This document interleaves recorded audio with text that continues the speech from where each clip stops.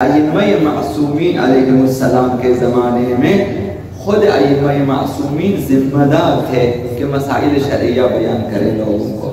جو لوگ نزدیک ہوتے تھے یا کچھ لوگ سفر کر کے بھی آ جاتے تھے ائمہ معصومین سے پوچھ لیتے تھے، سیکھ لیتے. اور جو لوگ دور دراز علاقوں میں رہتے تھے ان کے لیے ائمہ اطہار اپنے نمائندے بھیجتے تھے، یا وہاں جو کوئی جو ہے عالم فقیہ موجود ہوتا اس کا حوالہ دے دیتے تھے کہ اس سے پوچھیں.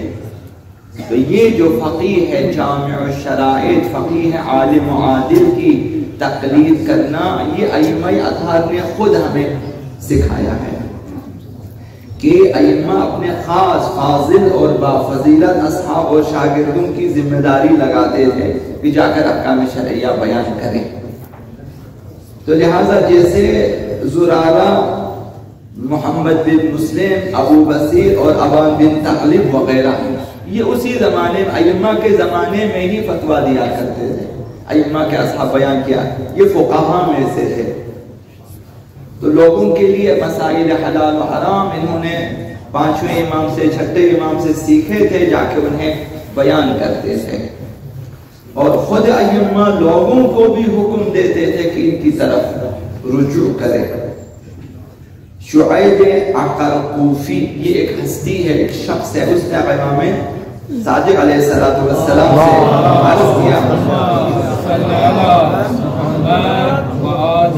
کہ میں بعض اوقات آپ کے پاس نہیں آ سکتا سوال پوچھنے کے لیے، احکام پوچھنے کے لیے آپ کے پاس نہیں آ سکتا، میں کس سے پوچھوں؟ تو امام نے فرمایا علیک بالاسدی، اسدی نے ابو بصیر کا لقب ہے، یعنی تو ابو بصیر سے پوچھے. پانچ چھٹے امام نے حوالہ دیا اگر ہمارے پاس نہیں آ سکتے ابو بصیر سے پوچھے. بعنوان فقیہ، بعنوان مجتہد، بعنوان عالم احکام شرعیہ، یہ ابو بصیر اسدی کی طرف انہوں نے حوالہ جاؤ اس سے پوچھا اگر ہمارے پاس نہیں وہ آ سکتے. دوسری مثال عبداللہ ابن ابی یعفور کی ہے کہ چھٹے امام سے امام جعفر صادق علیہ السلام سے عرض کیا کہ میں ہر وقت آپ کے پاس نہیں آ سکتا مسائل دین پوچھنے کے لیے، ہر وقت نہیں آ سکتا اور آپ سے نہیں مل سکتا. اور دوسری طرف یہ کہ جو ہے دوسرے لوگ مجھ سے پوچھتے بھی ہیں، سوال کرتے ہیں، میں کیا کروں، میں آپ کے پاس پوچھنے کے نہیں آ سکتا. اور باقی جو شیعیان ہیں، اہل بیت ہیں، وہ ہم سے سوال کرتے ہیں، پوچھتے ہیں احکام شرعیہ، میرا وظیفہ کیا ہے کہ میں کس سے معلوم کروں، میں کیا کروں؟ تو امام نے اسے فرمایا ما یمنعک من محمد بن مسلم الثقفی، تمہارے لیے کیا مانع ہے، کیا رکاوٹ ہے کہ جا کر محمد بن مسلم ثقفی سے پوچھیں، سوالات پوچھیں، یاد کریں، پھر لوگوں کو بتا دیں. یہ جو محمد بن مسلم ثقفی بعنوان فقیہ، بعنوان عالم احکام شرعیہ، امام صادق نے اس کا حوالہ دیا، جاؤ اس سے پوچھو اور پھر اپنے مسائل حل کریں. فإنه قد سمع من أبي وكان عنده مرضيا وجيعا، یہ جو محمد بن مسلم ثقفی ہے اس نے میرے بابا سے احکام سیکھے ہوئے ہیں، وہ ہمارے قابل اعتماد ہیں، قابل بھروسہ ہیں، عموماً ہیں، اس سے جا کر پوچھیں. یعنی ائمہ اس وقت بھی لوگوں کو جو ہے رجوع دیتے تھے، جا کر دوسروں سے پوچھیں. وہ جو ائمہ اطہار کے احکام جاننے والے راوی، ثقہ اور محدث افراد ہوتے تھے، یعنی مجتہد اس زمانے کے فقیہ ہوتے تھے، ان سے پوچھنے کا حکم دیا کرتے تھے. تو لہذا یہی سلسلہ آج بھی جاری ہے. آج بھی آقا امام حسن عسکری علیہ السلام نے، آقا امام زمان علیہ السلام نے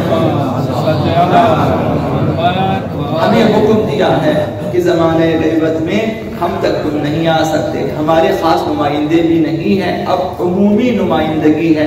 عمومی نمائندگی میں فقہاء جامع الشرائط ہیں، وہ جو عادل فقیہ ہیں، عادل ہے، مرجع تقلید ہے اور عادل ہے، دیندار ہے، دین شناس متقی ہے، ان کی طرف تم لوگ رجوع کریں اور ان سے پوچھیں.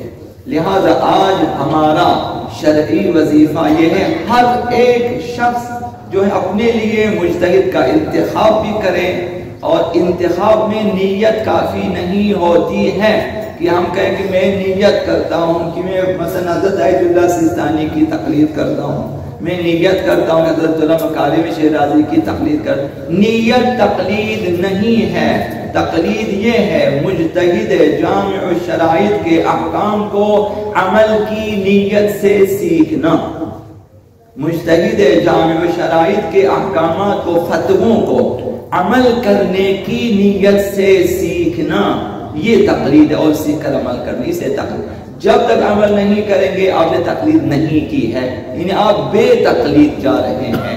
نیت کافی نہیں ہے، یہ مستحبی روزہ نہیں ہے، مستحبی چیزیں نہیں ہے کہ میں نیت کرتا ہوں بس کافی ہو جائے ہفتے میں، نہ، عمل کر سیکھنا واجب ہے، اور وہ بھی عمل کی نیت سے سیکھنا چاہیے۔ اگر ایسے ہی آپ معلومات کے لیے پڑھیں وہ بھی تقلید نہیں ہے، نیت ہونی چاہیے کہ میں نے ان کی تقلید کرنی ہے، تقلید کے لیے میں سیکھتا ہوں ان کے مسائل، اور اس کے بعد آپ نے عمل کرنی ہے، تب ہو جائے گی تقلید مکمل، ورنہ صرف نیت کرنے سے تقلید نہیں ہوگی۔